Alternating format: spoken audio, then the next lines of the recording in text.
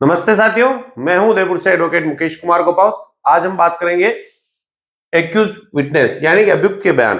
किसी फौजदारी मामले में अभियुक्त के बयान कराने चाहिए या नहीं कराने चाहिए, यह आपके दिमाग में एकदम स्थिति क्लियर हो जानी चाहिए।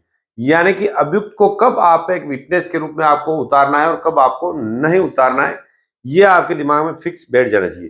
क्योंकि जो स्टेप चल रही है, अपन बयान मुलजिम हो गया है, बयान मुलजिम के बाद अब आप जो गवाह उतारोगे, तो इस पर मैंने वीडियो बना चुका हूं कि कब आपको साक्ष्य सफाई पेश करनी चाहिए और कब साक्ष्य सफाई नहीं पेश करनी चाहिए। अब आप अगर साक्ष्य सफाई पेश कर रहे हो तो उसमें एक्यूज के बयान क्या आपको कराने चाहिए, यानी कि एक्यूज को गवाह के रूप में उतारना चाहिए या नहीं उतारना चाहिए, सबसे महत्वपूर्ण।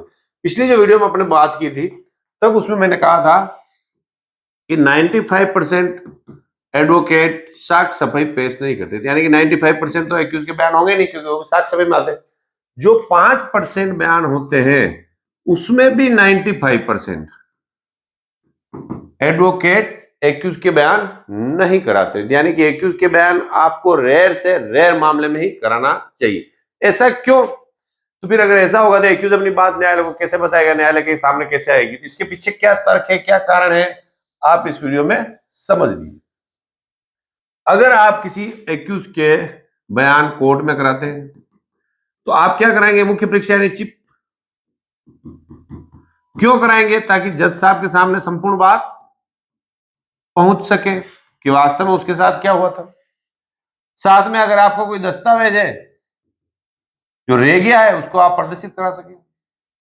बस यही दो ही कारण है कि मैं निर्दोष हूं और किस प्रकार से मुझे झूठा फंसाया गया, ये बात आप कहते हो। मगर इसमें क्या है, अगर आप विटनेस कराते हो तो फिर जो एपीपी साहब है या जो सामने वाले पार्टी के जो वकील साहब है वो आपसे क्रॉस एग्जामिनेशन करेंगे।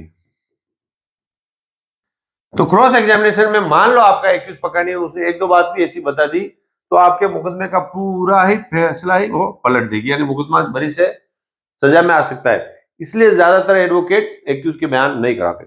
उसके पीछे का कारण आपको समझ में आ गया? तो फिर ये सारी बात बताएगा। इसलिए कोर्ट में देखो अपना जो कानून बना हुआ है बहुत ही सुंदर ढंग से बना हुआ है। इसलिए न्यायालय ने क्या, ये एक्यूज के क्रॉस एग्जामिनेशन कितना होता है? भारतीय नागरिक सुरक्षा संहिता में 353, ठीक है ना, इसमें। और एक्यूज के जो बयान है 351 में होते हैं, यानी कि जो बयान मुलजिम है उसमें शपथ पत्र पे नहीं किया जाता, उसमें क्रॉस एग्जामिनेशन भी नहीं होता। तो जो एक्यूज को जो बात बोलनी होती है वो 351 में एक्यूज जज साहब के सामने कह देता है। मेरी बात समझ रहे हो?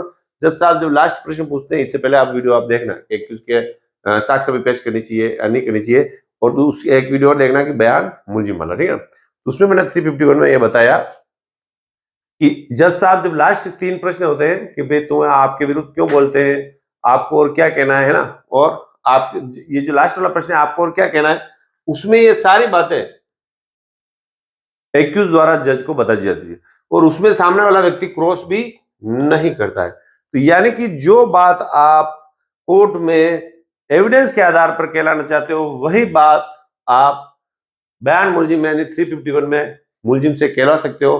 तो फिर इसकी जरूरत नहीं है, इसमें क्रॉस एग्जामिनेशन होता है और उसमें क्रॉस एग्जामिनेशन नहीं होता है। उसमें शपथ भी नहीं दिलाई जाती और इसमें शपथ दिलाई जाती है, यानी शपथ दिलाई जाती है तो फिर मान लो उसने कुछ झूठ बोला है या ऐसी कोई बात हुई तो कोर्ट उसके विरुद्ध कोर्ट में झूठी गवाही देने का मुकदमा भी कर सकते हैं। तो आपको क्या ध्यान रखना है कि हो सके तब तक एक्यूज के बयान नहीं कराने। तो फिर एक्यूज माता खाएगा कि वकील साहब आप मेरे को तो नहीं गए, मैं तो अपनी बात जज साहब को बता नहीं पाया। तो 351 में आप पूरी बात उसको बोल दें जज साहब को आपको ये पूरी बात बतानी है, यानी उसमें 351 में आपको ये गलती नहीं करनी है बयान मुलजिम में कि सर मुझे झूठा फंसाया है। दो एक लाइन में बात नहीं करनी है, पूरा आधा पेज लगे एक पेज लगे जज साहब लिखेंगे, आपको पूरी बात बतानी है किस प्रकार से इसको फंसाया गया है।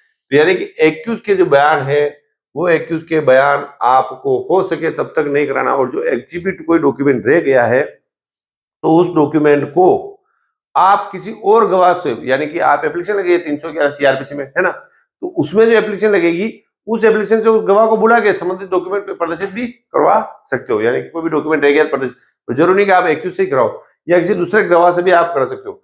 रेयर मामले जिसमें बर्डन ऑफ प्रूफ एक्यूज पर है उन मामलों में जरूर एक्यूज की गवाही आपको सोच समझ के वो भी करानी चाहिए, मगर सोच समझ के आपको करानी चाहिए। तो इस वीडियो के माध्यम से मैं आपको सिर्फ इतना सा बता चाहता हूं कि एक्यूज के बयान कब आपको कराने और कब नहीं कराने। कब कराने कि जब मामला बर्डन ऑफ प्रूफ एक्यूज पे हो, ठीक है, और जब आपको लगे कि मामला आप सजा पे सिर्फ सारे गवाह से लगता है कि सजा होगी तभी कराएं, बाकी बरी हो रहा हो तो नहीं कराएं, एक चांस भी बरी होने का तब आपको नहीं करना चाहिए।